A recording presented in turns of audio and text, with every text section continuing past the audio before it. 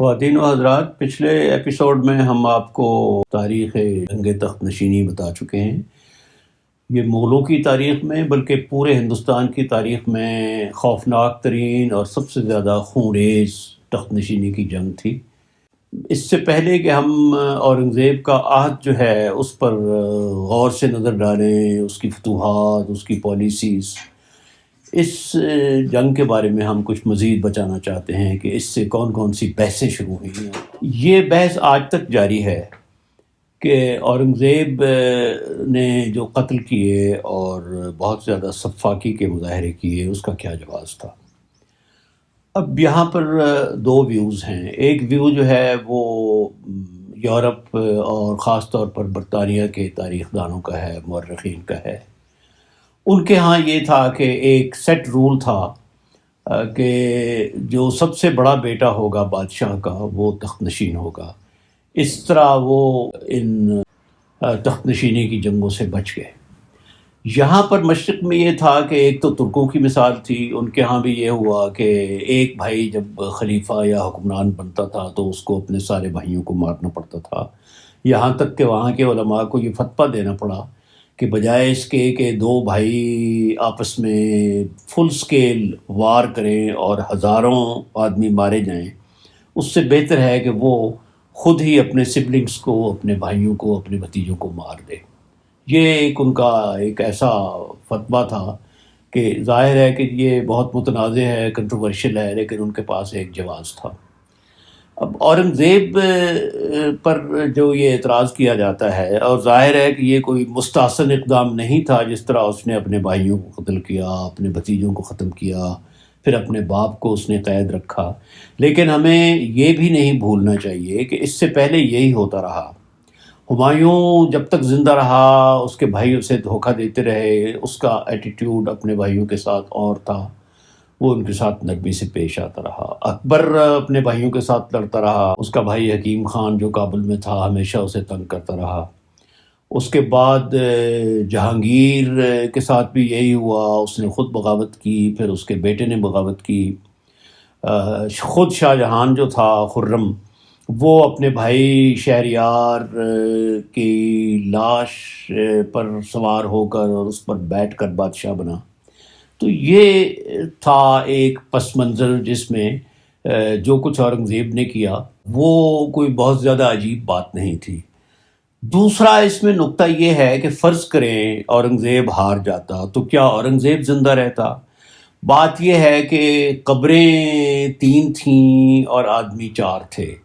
ایک جو بھی بادشاہ بنتا، اگر مراد بادشاہ بنتا تو اس نے 3 کو مارنا تھا، دارا بادشاہ بنتا تو اس نے 3 کو مارنا تھا، شجاع اگر بادشاہ بنتا تو اس نے 3 کو مارنا تھا۔ تو یہ اورنگزیب کے لیے ایک اپنی جان بچانے کا بھی طریقہ تھا۔ ہاں، اس پر اعتراض ہو سکتا ہے کہ وہ ایک بظاہر کٹر مسلمان تھا اور اسلام کے اصولوں پر سختی سے عمل کرتا تھا، تو کیا جواز پیدا ہوتا ہے کہ وہ اپنے باپ کو 7 سال قید میں رکھتا؟ اور یہ بھی یاد رہے کہ 14 سال وہ اپنے باپ کو نہیں ملا۔ تخت نشینی کی جنگ کے 7 سال پہلے کابل میں وہ اپنے باپ سے جدا ہوا جب وہ دکن کی گورنری کے لیے جا رہا تھا۔ یہ 7 سال تخت نشینی کی جنگ کے بعد جب وہ بادشاہ بنا تو اس کے بعد 7 سال جو شاہ جہان قید میں رہا، تو 14 سال وہ بادشاہ سے نہیں ملا، پھر وہ اس کے جنازے میں بھی شریک نہیں ہوا۔ یہ کہا جا سکتا ہے کہ اگر وہ ایک کٹر مسلمان تھا تو وہ بادشاہت کو قربان کر کے اپنے والد کے حقوق جو تھے ان کو ادا کر سکتا تھا، لیکن بہرحال یہ ایک کنٹروورسی ہے۔ دوسرا سب سے زبردست جو پوائنٹ ہے اس میں، جو امپورٹنٹ پوائنٹ ہے، وہ یہ کہ اگر دارا بادشاہ بن جاتا تو کیا ہوتا۔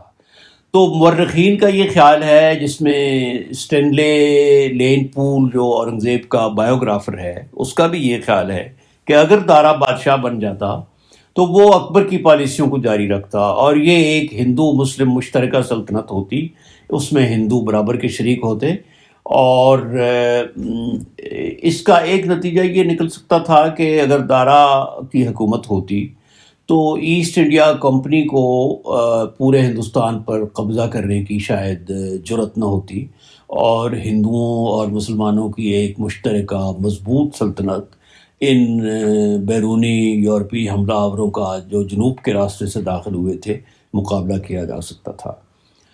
اب اورنگزیب کی جو بادشاہت ہے اس کے دو نتیجے بہت عجیب و غریب نکلے۔ بظاہر تو یہ لگتا ہے کہ یہ عروج کا زمانہ تھا اور اورنگزیب نے مغلیہ سلطنت کو پیک پر پہنچایا، لیکن اصل میں 25 سال اپنی سلطنت کے تقریباً 49-50 سال وہ حکمران رہا، اور آخری 25 سال اس نے دکن میں گزارے، اور ایک دفعہ دکن میں پہنچ کر پھر دریائے نرمدا کو کراس کر کے شمال میں آنے کا اسے موقع نہیں ملا۔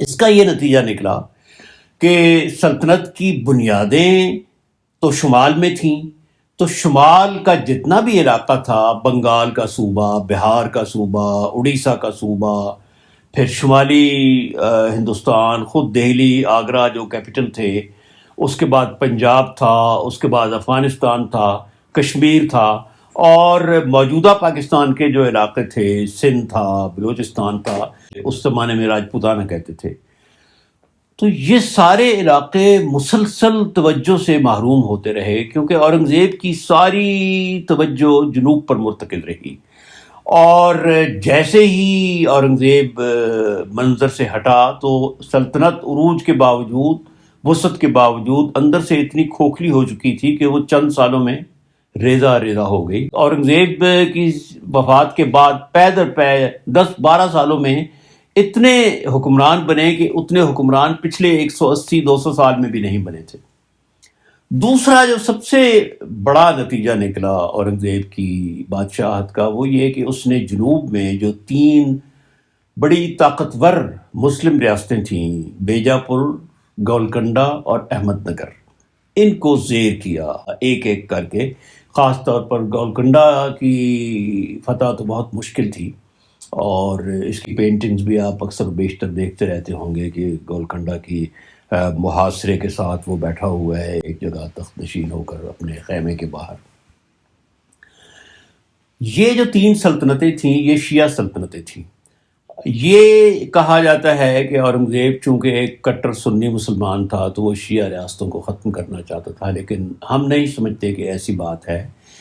سلطنت کی وسعت کا جو خبت اور دھن اورنگزیب پر سوار تھی، اس کے پیش نظر اگر یہ سلطنتیں سنی بھی ہوتی تب بھی اورنگزیب نے اپنی سلطنت کے عین بارڈر پر ان کو برداشت نہیں کرنا تھا، اور اس نے ان کو ہر حال میں فتح کرنا تھا۔ بہرحال اس کا یہ نتیجہ نکلا کہ جو ایک خوفناک جن تھا مراٹھوں کا، وہ بوتل سے باہر نکل آیا۔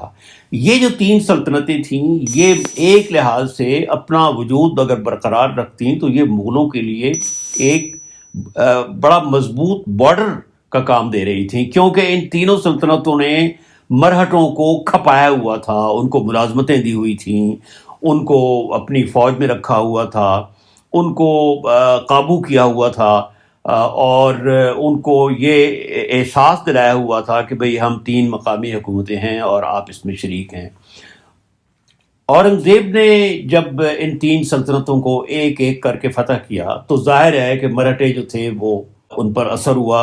ایک تو یہ کہ وہ آزاد ہو گئے بالکل، اور دوسرا یہ کہ اورنگزیب کے ساتھ ان کی پرانی کشمکش چلی آ رہی تھی، جس کا ہم درمیان میں دیکھیں گے کہ جب اورنگزیب شروع کے 25 سال شمال میں تھا تو مرہٹوں کے سردار جو تھے ان کو اس نے قید بھی کیا۔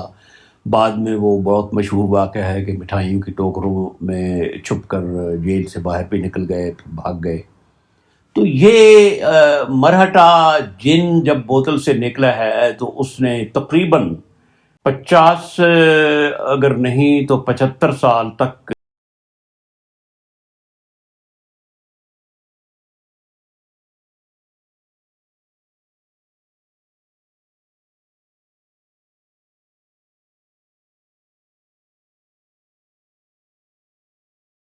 نام نہاد محافظ تھے، اور اورنگزیب کے بھی جو آخری 10-15 سال تھے وہ مرہٹوں کے ساتھ آنکھ مچولی کھیلتے گزرے۔